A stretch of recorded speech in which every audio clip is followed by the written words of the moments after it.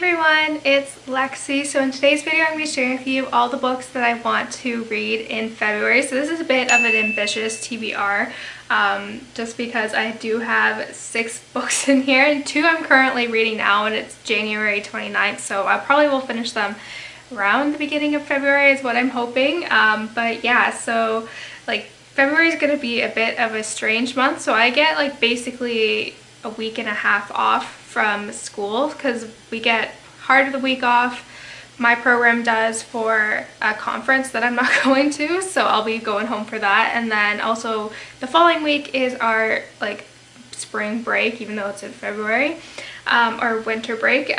So yeah, I get like a week and a half off. So I have a lot of books here. Some of them are really big, so this is like, I'm being quite ambitious. But yeah, February is going to be a crazy month. A lot of hopefully career things will be kind of falling into place, and I'll get to know about my residency. So yeah, it's good. February is going to be a crazy month. So yeah, without further ado, let's get started. So the first book that I'm reading is one that I'm currently reading right now, and it was an ARC that was sent to me by the publisher on NetGalley, and it was by A Charm and a Curse by Jaime.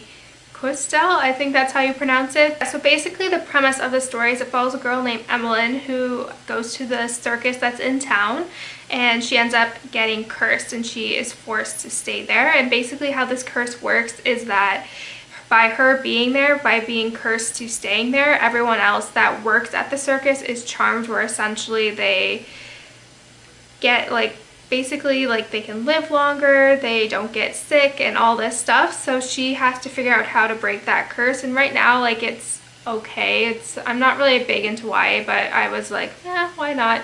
Let's do something a little different here. So I don't know, we'll see. I think it's very predictable right now, and some of the stuff in there, it's just like, I don't understand why, but I don't know, we'll see.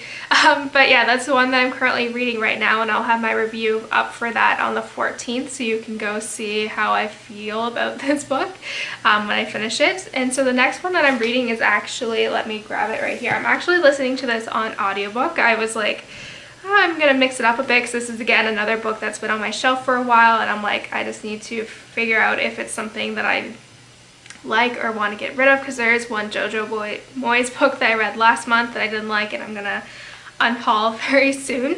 And it is 1+1, and it essentially follows a single mother who is trying to get her daughter into, who's very smart, into this really kind of high math school so she can kind of have a good career for herself. And in order to do that, to get the money for it, her daughter she's trying to get her daughter to compete in like this math competition where essentially the grand prize is like $5,000. So she ends up crossing paths with this man who offers to drive her there, and I think it's like a love story, and this man's kind of going through his own things as well. Yeah, so I'm about a third of the way through right now, and the story's starting to pick up. I don't know how I feel about it just yet, but yeah, it has a really nice British accents in here for the audiobook, so that's always fun. And I'm like on a Downton Abbey like high right now, so I'm all about like British things. So yeah, we'll see how I feel about this one. So I'll probably be finishing this one around the time this video comes up.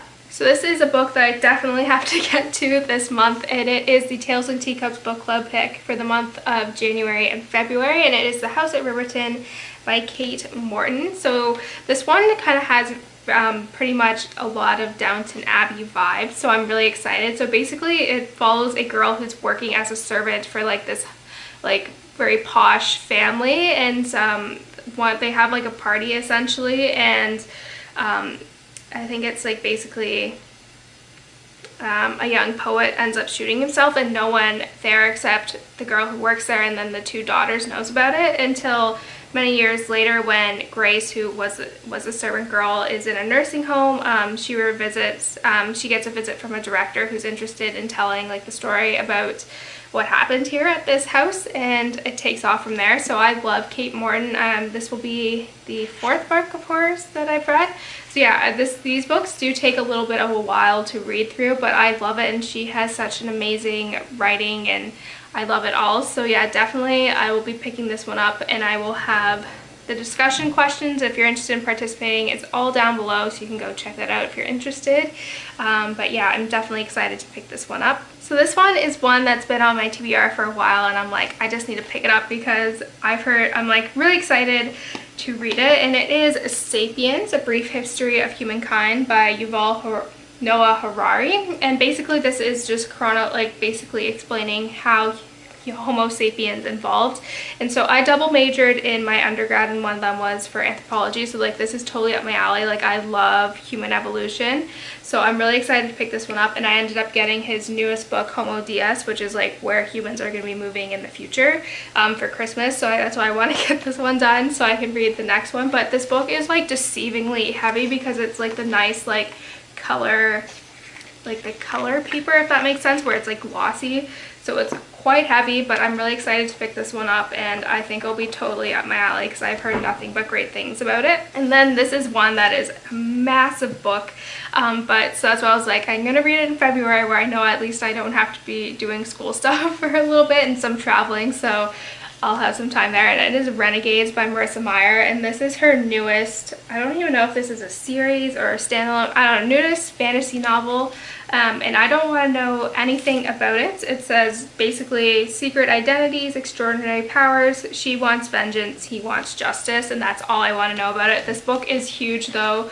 It's just under 550 pages, so hopefully I'll be able to finish it this month. We'll see, because I do have a lot of books that I need to finish in the meantime. But yeah, I love the Lunar Chronicles. It's one of my favorite YA fantasies, and I loved Heartless that she released in 2016, so this is her newest one, so I'm really excited to pick this one up. I think it'll be fun. I've heard great things about this, so I am excited.